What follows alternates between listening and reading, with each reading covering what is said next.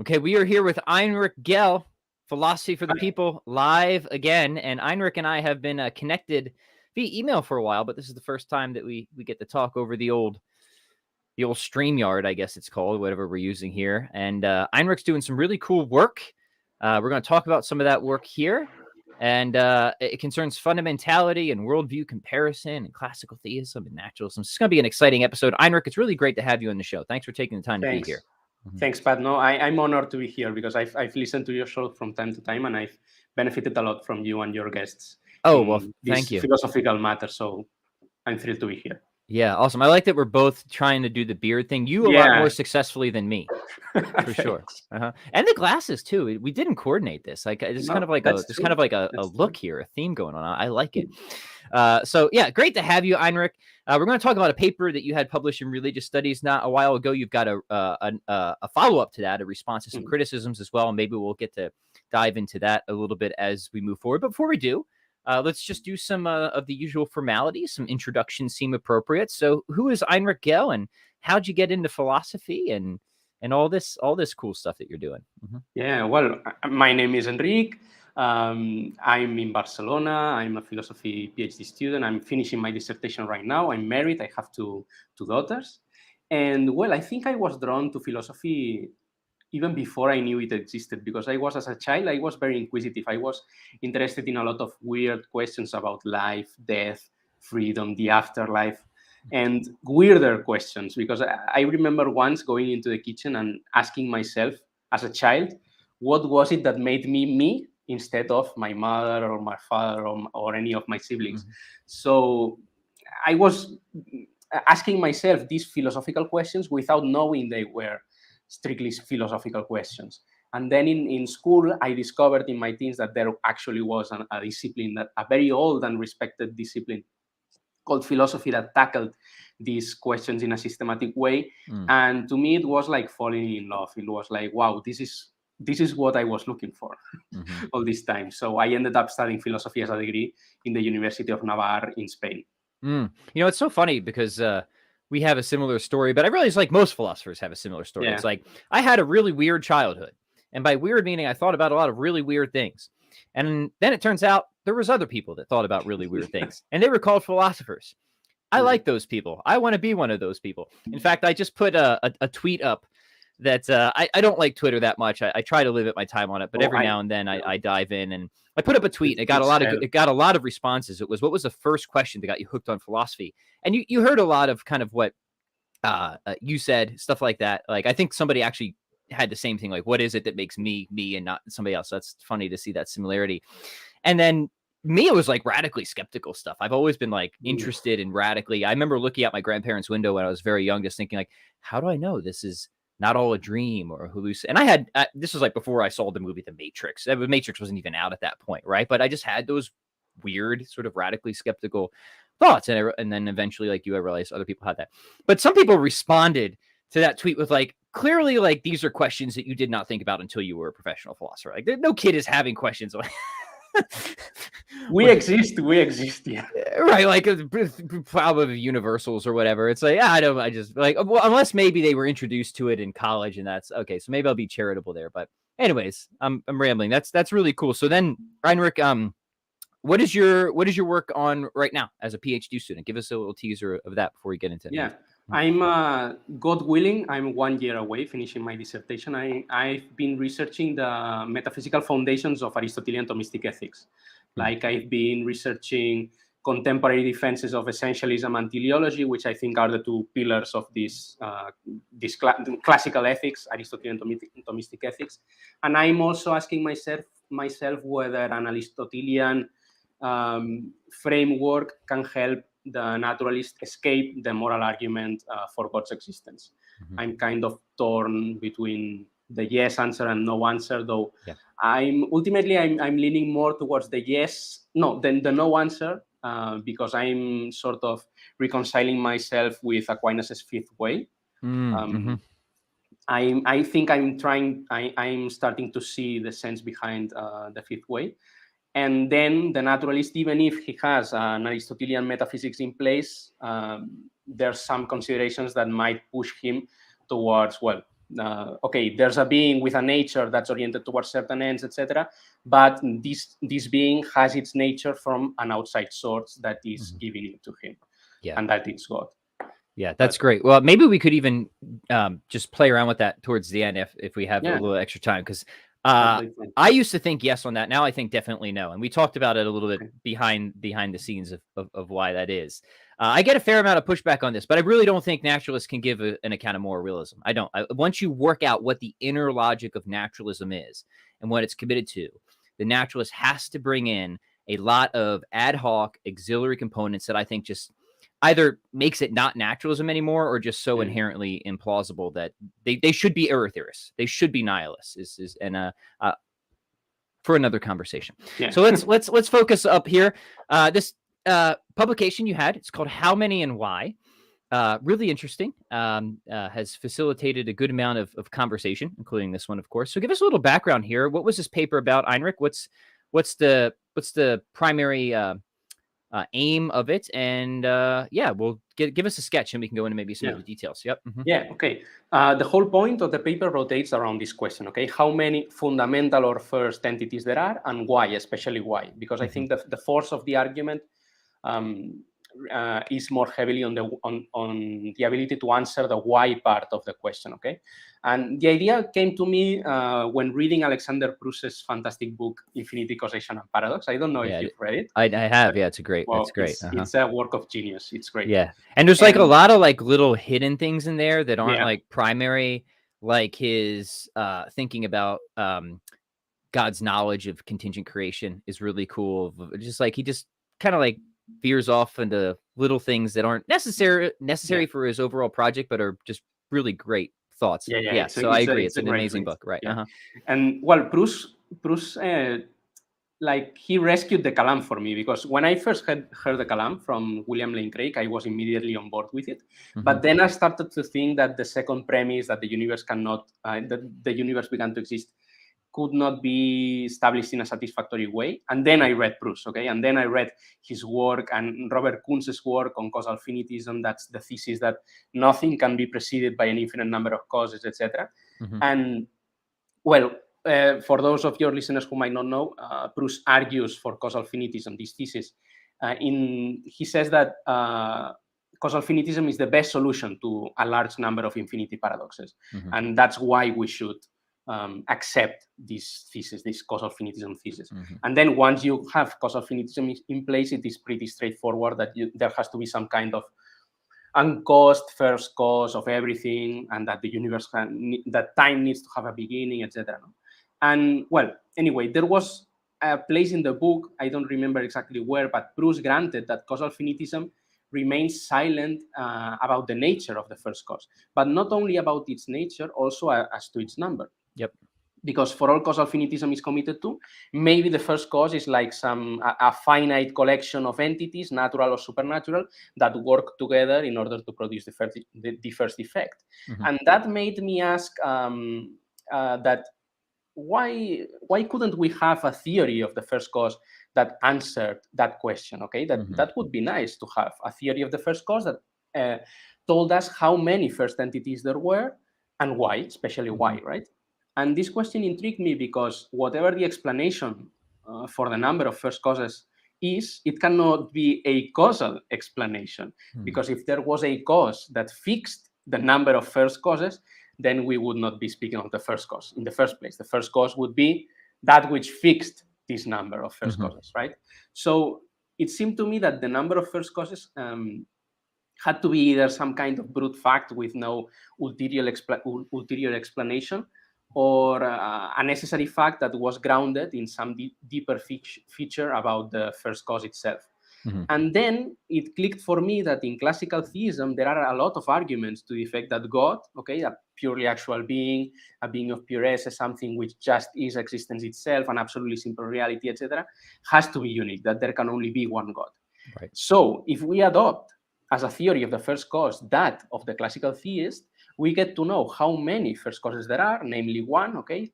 And more importantly, we get to understand why is there that number instead of any other? Why is there one first cause instead of 44, for example? And the answer is there is one because there can only be one out of metaphysical necessity, because there can only be one being of pure esse, for instance. And it seems to me this is an advantage of classical theism vis-a-vis any other theory that cannot answer the same question, okay? Assuming everything else is equal, because then classical theism allows us to shed additional light onto the first cause, which is something I think, I take it, we should want to do. We should want to understand as much as humanly possible about the first cause. Yeah, that's a great summary. It's brilliant. I'm a big fan of this project, and to maybe just articulate again why this is important. If you're into the whole worldview comparison thing, you often hear that, hey, like if two theories can explain just as much, go with the simpler, right? And that invites an interesting debate of what theories are simpler in the most relevant respects, and it's a very complicated debate. But you're challenging that they might not be on an explanatory part, because it seems like we have a question here. It's an important question. It's actually a really important fundamental question, right? Yeah, and it's an intelligible question. It's totally intelligible, right? So it's not like a meaningless question, right? Exactly. And we're talking about like the basement of reality here. Like this is a really big question, and it seems like not only can classical theism answer this, but it can give a principled answer to it, right? And it's by no means ad hoc either. It's an answer that's been all throughout the tradition, right? And I have no short number of conversations on here of the traditional Thomistic type of arguments for God and God's uniqueness and the divine attributes, right? But it seems like the naturalist, and you have your kind of targets on a particular brand of naturalism developed by Graham Oppy, faces not a contingent limitation, but a necessary limitation here. Like it seems like in principle, cannot answer this question of how many fundamental entities or why or both. Is that right? Yeah, that's exactly. I take as my target Oppy's naturalism, Oppy's kind of naturalism, because studying how this question might go in every brand of naturalism is almost an impossible task. But given that Oppy's naturalism is, at least in my opinion, one of the most articulated forms of naturalism out there that admits of a first cause, because Oppy accepts that there is some kind of first initial physical state of reality that has a beginning and that is necessary and uncaused, aka the first cause. So if classical theism has this advantage vis-a-vis one of the most developed forms of naturalism out there, I think that is a pretty strong reason to prefer classical theism. Yeah, at least focusing only on this particular regard. Yeah, totally. Awesome. Okay, well, now that we have the sketch out, why don't you take us into some of the more specifics and details? You mind just fleshing out a bit? Why do you think, I mean, we already teased some of it, but yeah, why do you think classical theism can answer this important question? And where do you think naturalism struggles on this front? And talk about the implications of that. Sure. Let's take, for example, an argument that one can find in Edward Feser's book, 5 Proofs for the Existence of God, that starts like this, okay? For there to be, this will be familiar to many of your listeners, I'm sure, but for there to be 2 or more things of a given kind of thing, there has to be some sort of differentiating feature between them. If not, then we don't have 2 distinct things, we only have one thing, okay? Now, consider that the classical theist's picture of God is that of a purely actual reality, something which just is existence or being, pure being itself, pure esse, okay, in Aquinas' terms.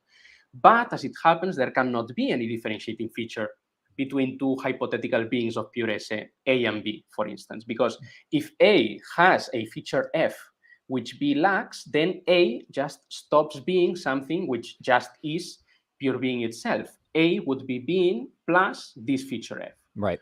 Or alternatively, okay, think that being pure esse, both A and B are supposed to possess the fullness of being.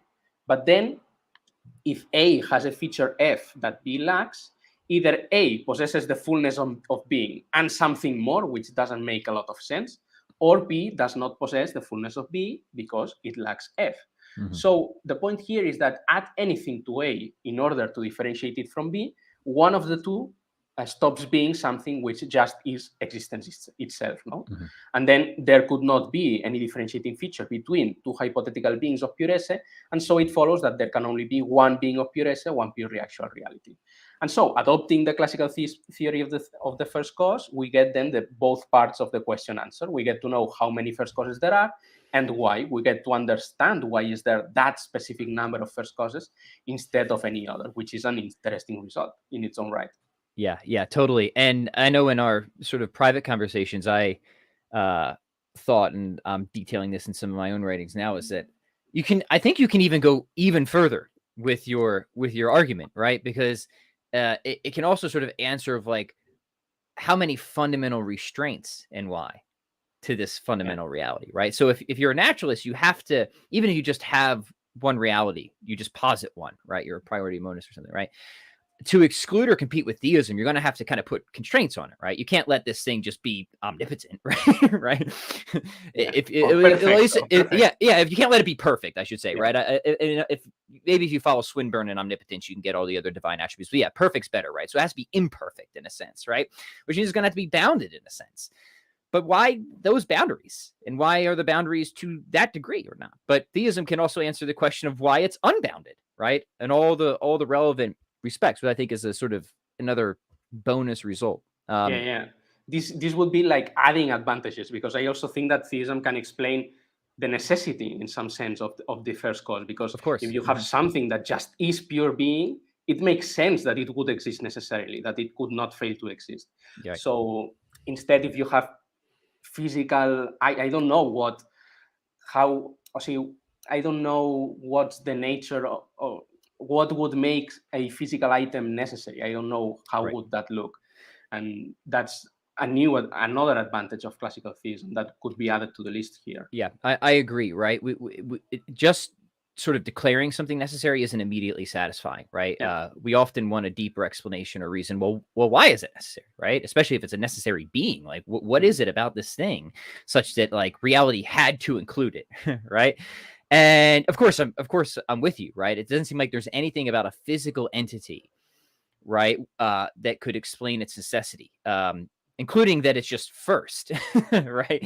That doesn't seem to be a relevant difference. What we want is some sort of relevant difference, right? That can explain something's necessity. And of course, classical theism, with the sort of background metaphysics of Aquinas, gives us that relevant difference. Well, the relevant difference is it's not an act potency composite. It's sort of its whatness just is its isness, right? Exactly.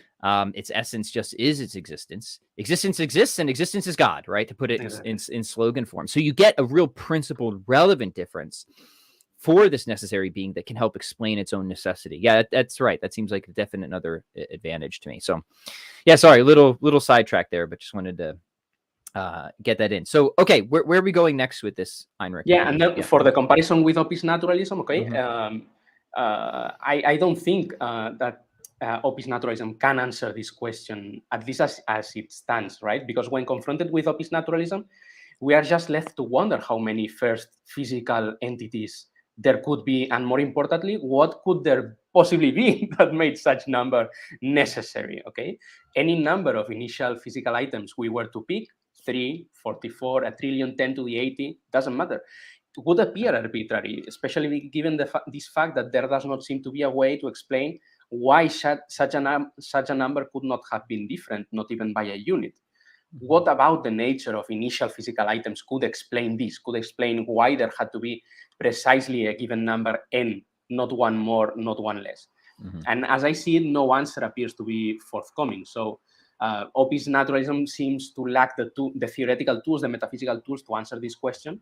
And so it doesn't meet the classical theism in this advantage. Right. Yeah.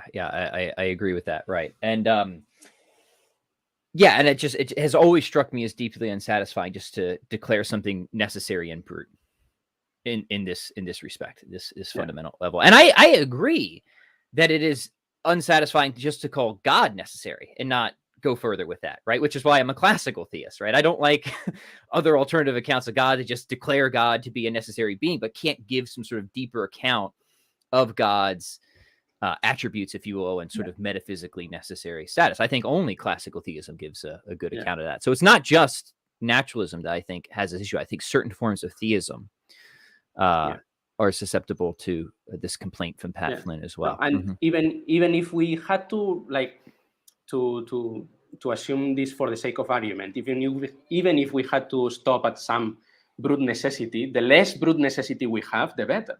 And then this argument, what this is showing is that classical theism allows us to shave one brute necessity, that of the number of first entities, whereas Opis naturalism cannot shape this brute necessity. It cannot explain it, cannot make it intelligible.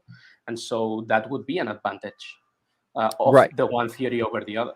Yeah. Now, of course, personally, I don't think God is brute. I don't think you do either. I don't either. But just for the sake of argument. I like the language of autonomous fact versus brute fact, right? Because I think we can get a satisfying internal. We're not going to find an external explanation of God's existence and attributes, but we do get a satisfying internal explanation, right? So God can explain himself, if you will, and explain everything else. So I think in terms of like, so minimally, I think you're right. You like fewer brute entities, I guess, is probably better. I don't know. I'm one of those guys, like, once you let in a little bruteness, that just seems absurd across the board, right? I'm very sympathetic to that also, but just like for the sake of argument, if someone wants to have brute entities, right? Well, at least have the list of them, right? Right. Yeah. You do a little bit of bruteness. Just a little bit. I want none. None of it. None of it. All right, good. All right, what's what haven't we covered here so far? Obviously, I think your paper is it's open access, right? So people can read it. So we're scratching the surface, just getting people intrigued. You have to read the paper for all the details, but any details we haven't filled in yet that you want to state about at least your initial paper, and then maybe we could talk about some objections. Yeah, there's an objection I anticipated in my original paper that I think is maybe interesting to address. That it could go something like this. Okay, the naturalist could say, okay, I see the advantage the theist has here, but I can meet it very easily. I will just adopt the theist theory of the first cause in a naturalistic fashion. Okay, I will accept that there is a purely actual first foundational entity that is existence itself, pure esse, but I will not consider it God. I will just consider it a natural entity. Now, before entering into the question if this is coherent or not, I would celebrate and welcome this response, because it would mean that we have achieved some sort of philosophical progress. We've moved the discussion further about the nature of the first cause. So that's the first thing I want to say that to the naturalist, that yes, if I were a naturalist, I would go this route. I would try to develop a naturalistic theory of a purely actual reality. Now, I don't think that one can claim that there is a purely actual first cause that is existence of or pure being itself and consistently remain a naturalist, because I will concede that more work needs to be done in this area. Okay, but it seems to me that there are a lot of traditional divine attributes that very easily follow from the nature of something which just is pure being or just is purely actual. For example, consider that change. Okay, your listeners will know everything about this, but change is the passage from potency to act. If there is something which is purely actual, then it would have to be immutable. It could not be subject to change because it would not have any potency to be actualized. Consider further that material beings are those which have matter, and matter is that which persists through substantial change and is thus characterized as pure potentiality to receive any form. So again, a purely actual being would have to be immaterial. Right. It has no empirical residue, as one would say. Right. Yeah. So could a naturalist be comfortable adding to his or her ontology a purely actual, immutable, and immaterial first cause of things? I don't know. I find those suggestions so silly, honestly. I mean, if you're going to be a naturalist, just be a naturalist. This is my thing. Right. And naturalism is cool as a project because, quote, science rocks, right? And this sort of broadly scientific naturalist epistemology is what restrains the naturalist ontology, right? To entities that either are or are at least very relevantly similar to what we think would be a completed idealized physics. Yeah. And that's it, right? And like you start putting in all these kind of queer brute entities, like in what sense is naturalism even worth it anymore, right? Sorry, I'm just complaining out loud here, but I see these sort of ad hoc things go on. This is why I like naturalists like Alex Rosenberg and stuff like that. I know he gets a lot of pushback. I actually really like reading his stuff because it seems like he sort of kind of really wants to work within the what seems the clear inner logic of naturalism, right? To absurd results, right? But I like that. I appreciate that. So I don't know if you want to add anything to that. No. That's all I wanted to say. That I don't see it. I mean, maybe one could try to abandon some of these core commitments of naturalism and then, I don't know, construct naturalism plus, okay? That would be naturalism only in that there is no God. But we have a purely actual, immaterial, immutable first cause of everything. Yep. But I'm not sure that could be consistently carried out. Yeah, and then again, I think you just lose one of the what is often considered the strongest motivation for being a naturalist, which again is the sort of broad. I'm being cartoonish here, but the science rocks, motivation. Anyways, all right, very, very good. All right, so your paper has obviously received a good amount of attention, and there's been at least I don't know how many replies there have been, but you have a reply to Objections, so can't cover them all now. But I would like to get your response isn't up yet, but I think we can announce that it will be published, right? I'm not, Yeah, it was just noticed. Well, Joe Schmidt wrote a response paper to mine, and then I submitted a response to the response on July, and I just got notice that the reviewer suggested publication with some minor revisions. So I'm just now waiting to the process for the process to be finished and it getting published. So yeah. Great. Okay. Well, why don't we take what you think are the most important objection or objections. Obviously, you don't have to cover everything right now. Yeah. Lay those out for us, and then give us your response if you don't mind. Yeah, sure. Tease how you would defend your position here.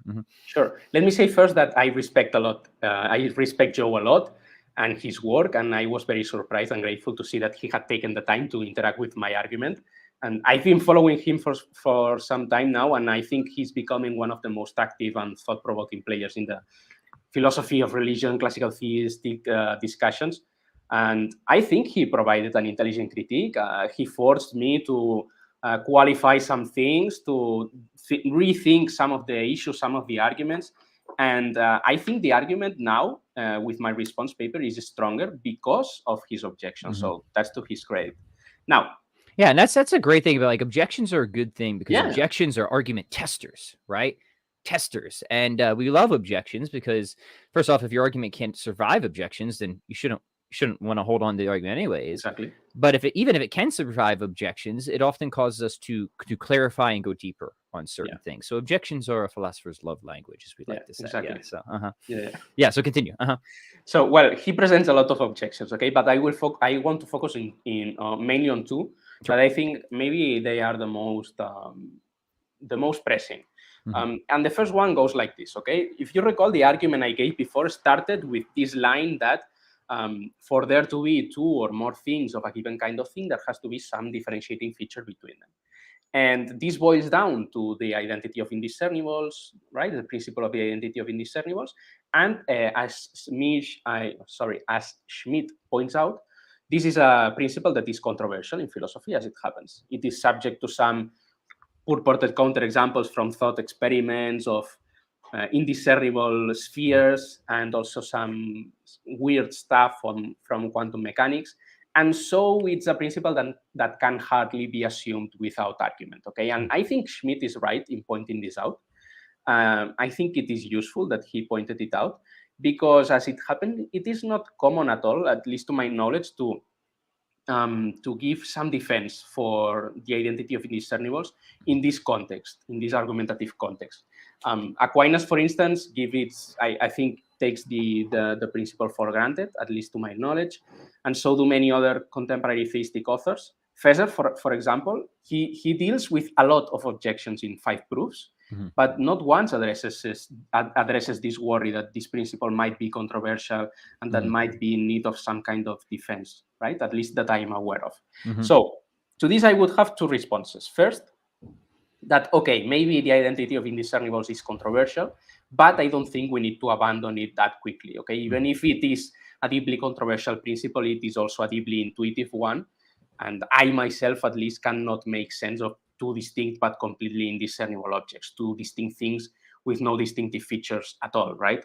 Yeah. But moving past a mere appeal to intuition, I also think that without this principle, we are stuck with a very weird sort of number skepticism, where we would have to be agnostic as to how many objects we encounter in everyday experience. For example, I have here 1 pencil, okay? But if I allow that it is possible that where I see one pencil, there are in fact two distinct indiscernible pencils, I'm not sure I can continue to be confident that I am holding only one pencil in my hand. Also, presumably, if it is possible for there to be two distinct indiscernible objects, it is also possible for there to be 3, 4, 10, or a million of them. So without this principle, or a principle relevantly like the identity of indiscernibles, it seems to me that we would constantly be in the dark as to how many objects we encounter in everyday experience. And this appears to be a comically absurd result, okay, that at least should make us pause before denying the principle altogether. And in my response paper, I have a little thought experiment to illustrate the point that maybe it's fun if I share it. Yeah? Go ahead, please. Yeah. Okay, then picture Mary. Okay, Mary is kidnapped by a mad philosopher and wakes up in a large room chained to a wall. And then in front of her, she sees a nice little pine tree, and so naturally forms the belief there is one pine tree in front of me. But then the kidnapper informs her that before constructing the room, he flipped a coin to decide whether to plant one pine tree or more than one, with the addition that if the final decision is that he should plant more than one tree, he would plant the additional trees so perfectly aligned behind the first one that from Mary's perspective, nobody could really tell whether there was more than one tree or not.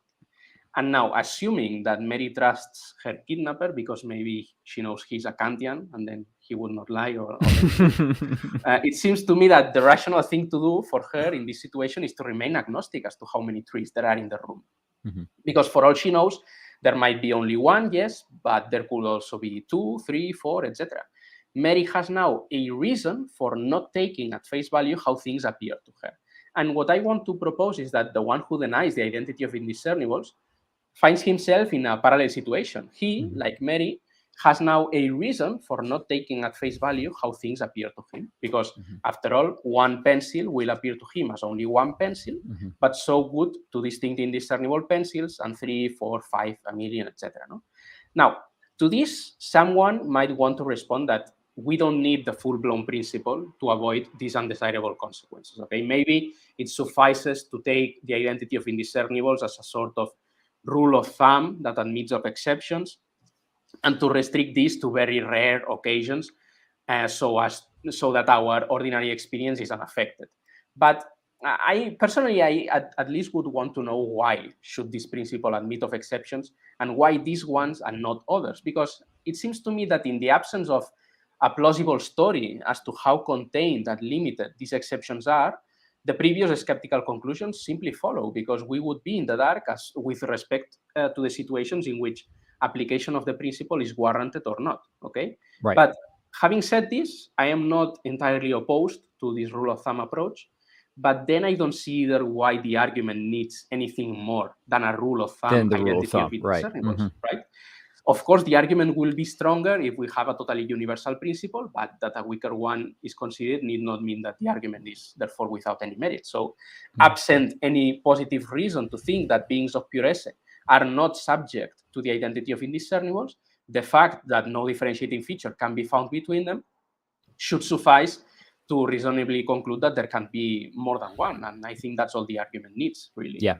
Excellent. Yeah. And you see similar things with like rule of thumb, PSR type of stuff too, right? Yeah. So very, very good. Okay. All right. What's up next then, Enric? Yeah. Well, if you remember, I said this was my first response to the objection that the... Oh, that's right. Yeah. Of course. And again, I'm going to emphasize there's a lot more in both of these papers, and we can cover in the podcast. So people have to go and read the full things for all the details. But yeah, give us as much as you want here. Okay. What you drinking, by the way? Water. Coffee. I know we're in quite different time zones. So yeah, well, I drank my coffee 2 hours ago. Good. Yeah.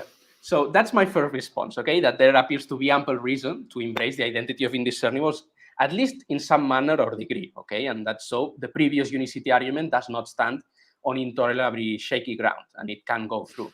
But my second response, which may be even more interesting, is that we don't even need this principle to argue for God's unicity, because there are other arguments for the same conclusion that don't rely on the identity of indiscernibles. Right. And in my response paper, I give 2, but let me here just share one, okay, for the sake of time, that comes from Aquinas himself. In Summa Theologia, prima pars, question 11, article 3, Aquinas gives an argument from simplicity to the effect that God is one. And I'm sure you are already familiar with this, and most of your listeners will also be. But according to classical theism, God is absolutely simple, okay, composed of no parts whatsoever, physical or metaphysical. And this means that there is in God no composition of essence and existence, form and matter, substance and accidents. But what matters most for our purposes now, there is also no composition in God of nature and subject, essence and individual. This means that God is identical to his deity. God is God's essence.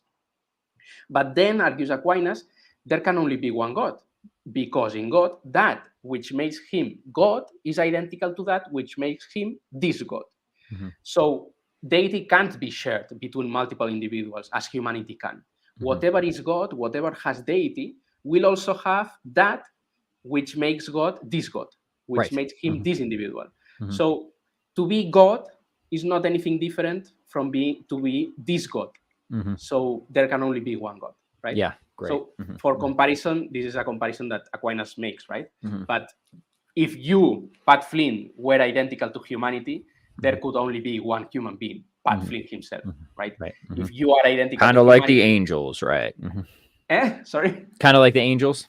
Yeah, well, Aquinas has some evolution of his thought on that question, because in his first writings, he does say that angels are identical to their natures, but in, I think it's in the Potentia, I don't remember now which text it is, but this is a more mature text. He says that not even angels are identical to their natures, because not everything in the angel is identical to the nature of the angel, because in the angel there is a distinction between the angel's nature and the angel's esse, the angel's That's existence. right. They're still composite entities. Exactly. So the individual angel is not identical to its nature. It's not identical to its esse. It's the result of these two principles compositions.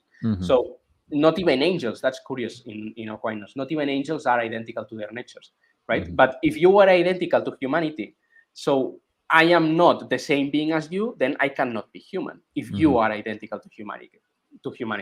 So likewise, if this God is identical to deity and a being X is not the same being as this one God, it just follows that X cannot be divine. So there can only be one God. Whatever it is not, this God will be anything except another God. And now notice how this argument does not depend on the identity of indiscernibles, because even if there could be in general two distinct indiscernible objects, even if this was the most common thing ever, the point is that in God's case, we could be certain that such a thing could not take place. That there could not be two distinct indiscernible gods, let alone two distinct discernible ones, because given divine simplicity, deity simply is not an essence that can be shared between multiple individual substances. So that's my two-folded response to this. Yeah, no, and I think that's just great, Enric. I really do. So very good. Okay, do we have time? Do you have time to squeeze in another one here that you wanna go through real quick? Yeah. There's another objection of Schmidt that was very fun to think about, that he says that the unicity argument that relies on the identity of indiscernibles, the one we gave before, actually conflicts with Trinitarianism, okay? Which, let's admit, it would be a real downer, right? Yeah, and let me just like a clear thing here. I think these are good, right? Because we're both Catholic, right? So and we're both committed to divine simplicity. So we have to deal with this stuff. But it's not a problem for classical theism in general, right? True. That's true. It would just be a problem doesn't say it should be. Yeah, and I'm not accusing him of saying that, but I'm just for everybody else, right? Because just oftentimes people really just do conflate, Christianity or Catholicism with classical theism. But if there really was a conflict here, and you say this in your paper, so much the worse for Trinitarians, I guess. But exactly, But no, continue. Yep. Yeah. So he constructs the following parody argument, right? And can I share my screen, maybe? Because that's a good question. Yeah, I see here. I can share mine. I don't know if I have the option. Oh yeah, go ahead and try it. Yeah, let's see if that works. Yep. Okay, let me 1 second. I've never tried this before, so stay tuned, ladies and gentlemen. I've used StreamYard all the time. You're more expert than I am. Then, let me see. What did I call this? And for people who are listening, because not everybody will see the video, because I'll put this on the podcast, we'll try to read through it as articulately as we can. So if you're missing the visual, just head over to YouTube. Exactly. If not, we'll try to make it obvious enough for the. Yeah, exactly. I think this is, I mean, the argument and there we go. Solution. Cool. Yeah, the solution I want to give is clearer if you are reading it, because there are a lot of premises and there are a lot of sub premises, etc. But well, this is the argument. Okay, this is the what Schmidt says is a parody argument against Trinitarianism using the principles laid down in the unicity argument. Okay, premise one, it is for there to be more than one divine person that is pure esse, there would have to be some feature that differentiates each from the other, and this is just to apply the identity of indiscernibles to divine persons. Okay. Premise two, but nothing that is pure esse could have such a differentiating feature, which is taken straight from the unicity argument. Premise three, so there cannot be more than one divine person that is pure esse. Premise four, anything divine is pure esse. 5, any divine person is divine. 6, so any divine person is pure esse. And the conclusion, so there cannot be more than one divine person. Okay. Now, to simplify things a bit, let's just take the 3 first premises. Okay, and that will suffice for our purposes. Really nice PowerPoint there. I like the background. Thank you. Yeah. Now, I have to say, I had a lot of fun thinking about this argument, and I learned a lot reading about the Trinity. I read almost everything by Father Thomas Joseph White. Okay. Did you get into Lonergan for this? Because this is stuff Lonergan loves to deal with. No. Oh, yeah. He's my favorite on all this stuff. Okay, I try to check it when I can. And, well, I was trying to find what was wrong with this, because I said to myself, there has to be something wrong with this argument. It cannot possibly be sound. It cannot possibly be the case that an argument that Aquinas more or less uses so clearly conflicts with Trinitarianism, right? It cannot be. And I think I finally managed to see where the mistake is. Now, to give some context, okay, the doctrine of the Trinity, what says is that within the one and only God, there is a distinction of 3 persons, okay, Father, Son, and Holy Spirit. There are 3 subsistent relations in the Godhead, and that are distinguished from one another because of their relations of origin, okay? The Father is the principle without principle, okay? It is the unoriginated origin and proceeds from no one. The Son is generated from the Father and contributes to the spiration of the Spirit, and so on and so on. Still, the 3 persons, being distinct in person, are identical in being. They are the same one being or substance. They are God, right? The same one God. Now, with this in mind, let's focus on proposition 3, that there cannot be more than one divine person that is pure esse. I think that this proposition is somewhat ambiguous and admits of 2 different readings, okay? For 3 to really conflict with Trinitarianism, it has to be read as what I put here as 3a. There cannot be more than one divine person that is the same one being of pure esse, right?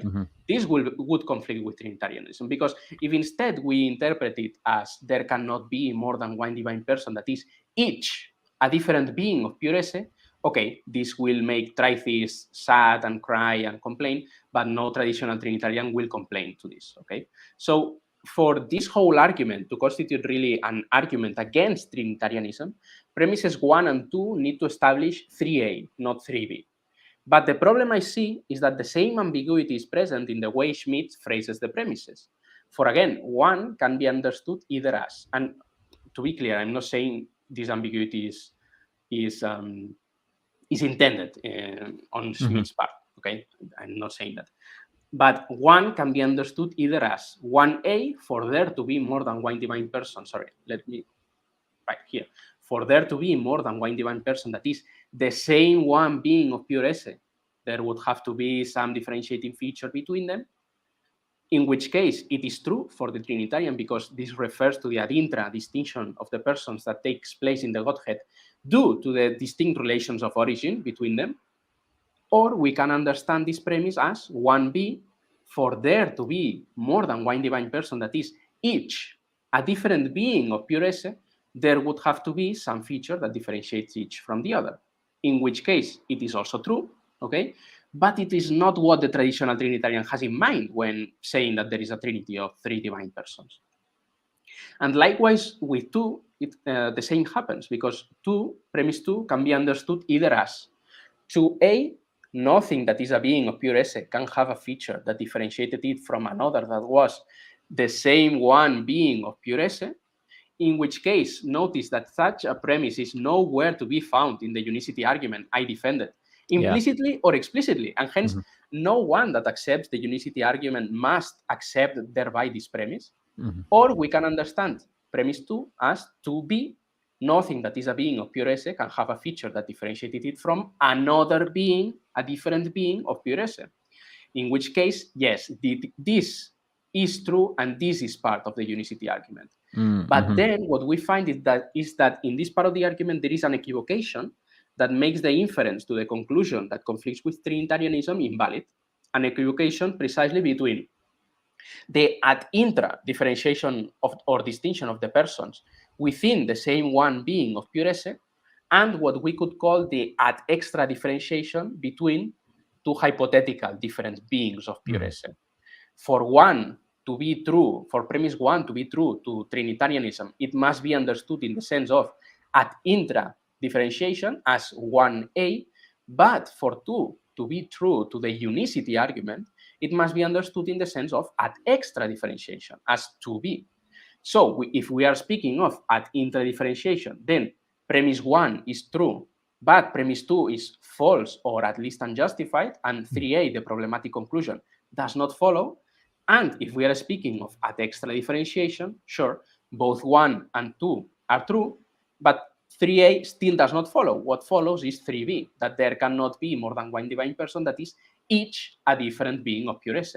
But this is something no traditional Trinitarian denies. So as I see it, the problem is solved. Okay, the argument for unicity that I defend is not incompatible with a traditional account of the Trinity. The argument for God's unicity denies the possibility of any ad extra differentiating feature between 2 distinct beings of pure esse, but it remains silent as to the possibility of any ad intra differentiation between persons within the same one being of pure esse. Right? For all the argument is committed to, that may or may not be possible. That's another whole discussion. Right. Yeah. Really great dissection, Enric. Really, really is. And good news for Trinitarians, I guess. Right. Yeah. Especially for those of us who are committed to classical. No, really, really awesome. I really enjoyed reading that section. Thanks.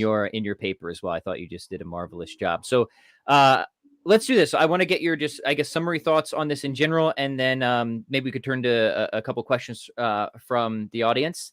I agree with you, Enric. I think your project is even stronger now, and I also want to thank Mr. Schmid for his thoughtful and helpful criticisms. It's always good to see when thinkers come together and there's good clash, and then more fruit comes out of that. And I think this is a really good instance of that. So yeah, maybe just your summary thoughts on just everything so far, where people can actually read the original. Obviously, the response isn't out yet, but we'll update people once that's available. And then we'll take a few questions from the audience, so that works for you. Sure. I guess what's left to say now is, having defended this argument, the question that maybe remains for some people is, okay, but is this enough, right? Is this enough to tip the scales in favor of classical theism vis-a-vis naturalism, right? Because someone might say, well, but naturalism is still a lot simpler and that counts a lot, etc., right? And I don't know, because once we have, granting that naturalism is a simpler theory than classical theism, which I'm not sure I want to grant, okay? I'm not sure I want to grant that.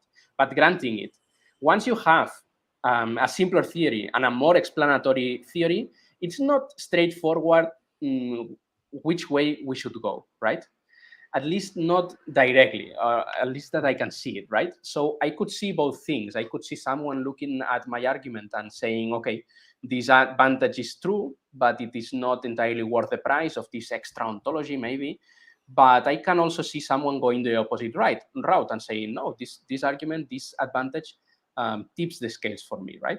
So maybe we could just add that, okay, maybe this advantage on its own does little to move the scales in favor of theism, but it can still play a very interesting role in a more overarching case, cumulative case that ends up doing just that, right? We discussed before that theism can also explain the necessity of the first cause, almost all its derivative attributes, right? Its nature, right? It's like classical theism has the tools to explain a lot of the nature of the first cause, just appealing to one basic feature of it, right? The fact that it is purely actual. So one could keep adding and adding and adding, also adding consideration from fine-tuning, beauty, etc. And the scales then may begin to tip for that person as more and more advantages in explanation are gained for the same price of some extra ontology, if you want to put it that way. So, right. And that does seem to me to be a good deal. So it does, right? And not every article has to solve every debate either. Exactly, so it can be like, hey, I leave open the wider debate, but if this is a consideration, a weight in the scale, exactly, big, small, whatever, hey, that's worth noting. fine. So Yeah, that's fine. That's fine. That's awesome. Okay, let's do this, my good friend Enric. Okay. Let's do a question or two here. How about I pick one and you pick one? Can you see the comments in the questions? Yeah. Okay, cool. So what yeah, so sorry, I would love to chat with you all day, but I have to jet here in the next 5 or so minutes. So yeah, why don't you go first since you're the guest? Guest gets to pick the first question, then I'll grab one. Let me see. Anyone that interests you.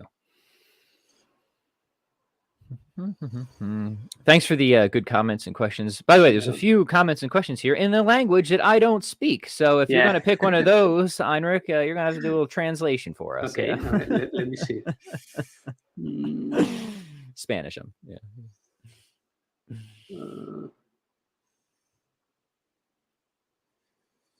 Okay. Well, there's a question on the Trinity that I don't feel qualified to answer. But maybe by the way, if people want more on the Trinity and simplicity, I have to recommend go listen to my conversation, fairly recent, with Dr. James Dolezal, because we did a whole episode on Trinity and simplicity, and not only argue they're compatible, but Dolezal, of course, wants to go further and thinks you absolutely should be committed to simplicity if you're a Trinitarian, right? Yeah.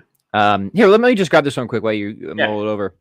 Andrew says, and Andrew, I might need you to clarify this because I'm not sure I exactly understand the question. Is it correct to say that naturalism is analogous to saying that you can add an infinite amount of 0 to get a sum of 1? So, Andrew, can you clarify what you have in mind by that? And we'll try to expand on it. Maybe it means something. Maybe he's hinting towards something that my friend Josh Rasmussen sometimes likes to point out, where he talks about construction problems. And one of the critiques that he has of certain naturalistic projects is the right materials don't seem to be on hand at the foundation for building. He focuses on beings like us, right? So sometimes David Bentley Hart refers to this as this sort of qualitative abyss that needs to be traversed, right? It's like, okay, if what you got at the basement is stuff that is fundamentally, it's not directed towards anything, it's not about anything, it's not aware, it's disparate, all that stuff, you got to go from there to beings like us, right? And that just seems like David Bentley Hart says it seems like magic, and he's got these polemical lines where he says he's like, you could replace the word emergent in so many of these naturalist accounts with magic, and you're not going to lose anything in terms of explanation or whatever. I don't know if that's what you mean, Andrew, but if it is, I think that is definitely something to consider. Enric, I don't know if you have any thoughts on. No, I don't. I don't know. I don't know exactly what Andrew is referring to with his question also. But I've seen a question here of Mr. Makultra.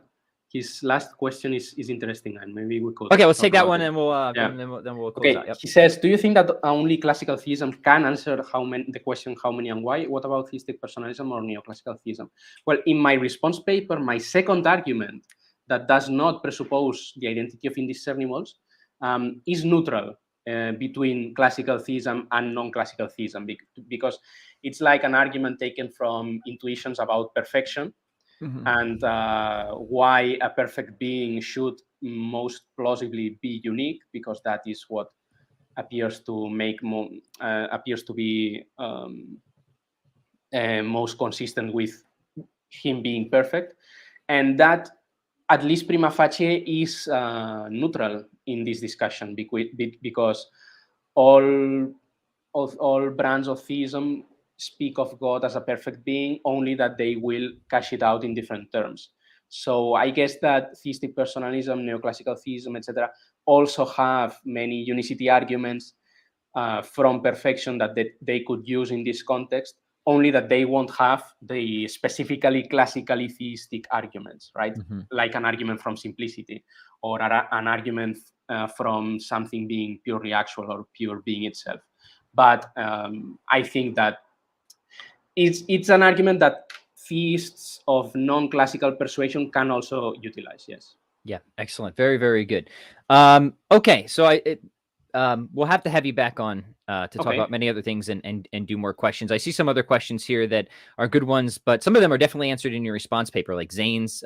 So keep an eye out for Enric's paper, because he what you guys are talking about are in there, and I think you guys will dig it. So let's make sure people know how to keep up with you then. So please tell us about everything that you're continuing to work on, where people can connect with you online, and all that good stuff.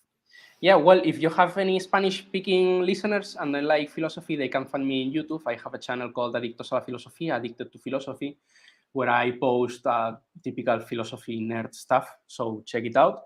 I'm also regularly streaming in Twitch, also in Spanish, where I usually answer questions and explain papers on metaphysics and philosophy of religion. Are you doing it while you're gaming?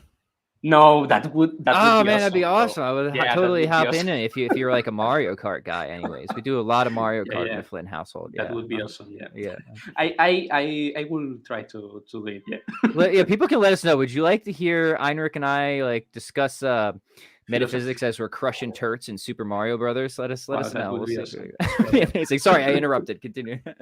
No, and that's it. And for my academic work, maybe I can send you my Orthid page and you can put it in the description or anything. And there people can be on the lookout for new papers and stuff. And that's all. Really, I've enjoyed this very much. It's been great. Yeah. Yeah, it's been an honor, and we will definitely be bugging you to come back on the show. I will link all that below in the comments after the stream, and gentle listeners, please do read the work and connect in the relevant places. And we'll have to have you back on to talk about the work you're doing with the moral argument in God's existence. That sounds like a lot of fun. So thank you, everybody. Please do like and share this episode, and we will catch you guys next time. Bye-bye. All right. Bye-bye, everybody.